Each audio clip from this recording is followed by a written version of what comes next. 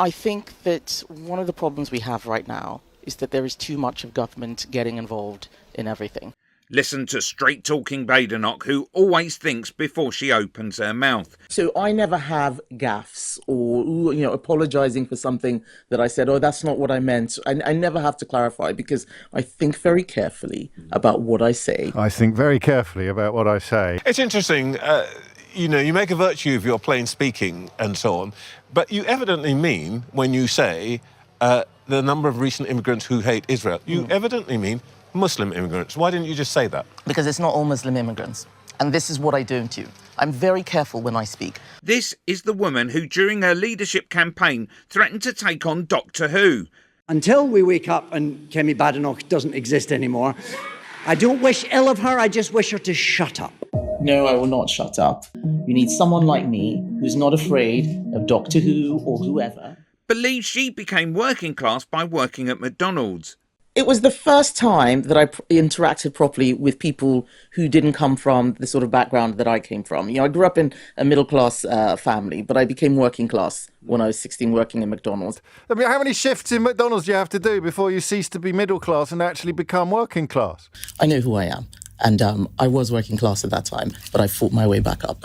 Thinks we need to check all migrants entering the UK on whether or not they're pro-Israel. It's about immigration, and what you talk about is not the numbers, but the nature of immigration and immigrants. And you say, I am struck, for example, by the number of recent immigrants to the UK who hate Israel.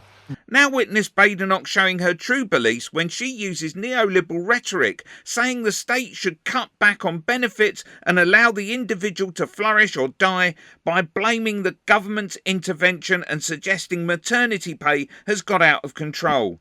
People aren't happy at the moment with what government does. Asking the government to do more is not the answer. This is one of the principles that I'm fighting this leadership contest on. Government needs to focus on the few things that it does well, defence, domestic security and so on, and leave all of this stuff to individuals. But what about things like maternity pay? I mean, we have one of the lowest rates in the OECD of maternity pay in this country. Changing that would probably help people make better decisions around family. Do you think we've got the right level of maternity pay at the moment?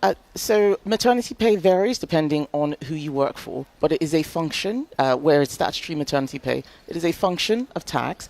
Tax comes from people who are working. We're taking from one group of people and giving to another. This, in my view, is excessive. Businesses are closing. Businesses are not starting in the UK because they say that the burden of regulation is too high. So maternity pay is excessive? I think it's gone too far the other way in terms of general business regulation. We need to allow businesses, especially small businesses, to make more of their own decisions.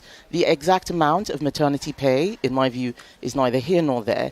We need to make sure that we are creating an environment where people can work and people can have more freedom to make their individual decisions. Well, it's here nor there for people who can't afford to have a baby, isn't it? We need to have more personal responsibility. There was a time when there wasn't any maternity pay and people were having more babies. We need to make sure. Well, that's because women often had to not work. They had to stay at home. So is that the solution?